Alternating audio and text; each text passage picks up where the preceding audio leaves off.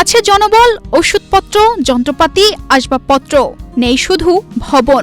ফলে 7 বছর ধরে গাছতলা আর অন্যের বাড়ির আঙিনায় খুঁড়িয়ে চলছে কমিউনিটি ক্লিনিকের কার্যক্রম।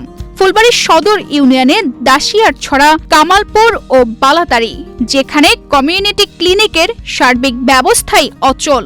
ক্লিনিক আছে কিন্তু কোনো ক্লিনিকের ভবন নাই।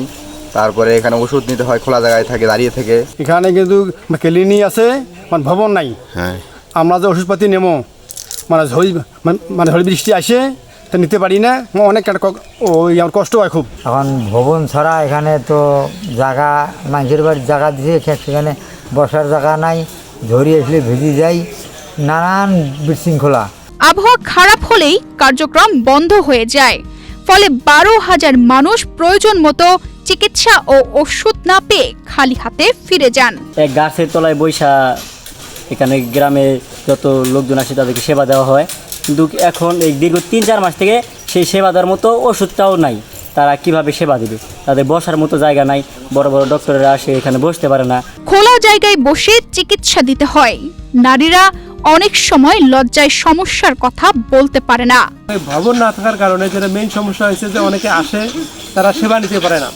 এখানে মেইনলি সিসিবির একটা রুম থাকে, এইচের রুম থাকে, তারপর FW এর রুম থাকে, তারাও এই সেবাটা দিতে পারে না।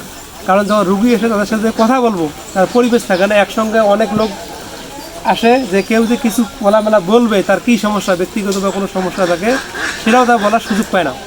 এই কারণে চিকিৎসা সেবাটা অনেক ব্যাহত হচ্ছে। ক্লিনিকের জমি দেওয়া হয়েছে বহু আগেই, কিন্তু আজও হয়ে ওঠেনি ভবন।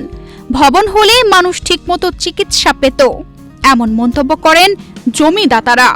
2018 তা সেখানে একটা ভবন হওয়ার কথা ছিল, সেই ভবনটি হয় নাই। এখন ওষুধপত্র দেওয়া কষ্ট, বসা যায় না, রোগীরা আসে বসতে পারে না। ক্লিনিকের জন্য জমি আমি 8 শতক জমি দান করিয়েছি। ভবনের কাজ তাড়াতাড়ি হয়, এর জন্য আমি অনুরোধ জানাচ্ছি। বিষয়টি ঊর্ধ্বতন কর্তৃপক্ষকে জানানো হয়েছে। প্রয়োজনীয় ব্যবস্থা নেওয়ার চেষ্টা চলছে বলে জানায় উপজেলা স্বাস্থ্য ও পরিবার পরিকল্পনা।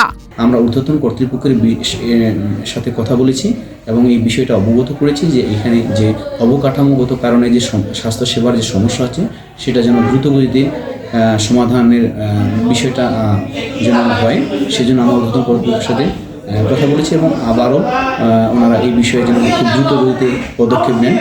স্বাস্থ্যসেবার কথা বলা হয় তৃণমূল্যের পৌঁছানোর, কিন্তু ভবন না থাকায় গাছতলাতেই আটকে আছে সেই সেবা।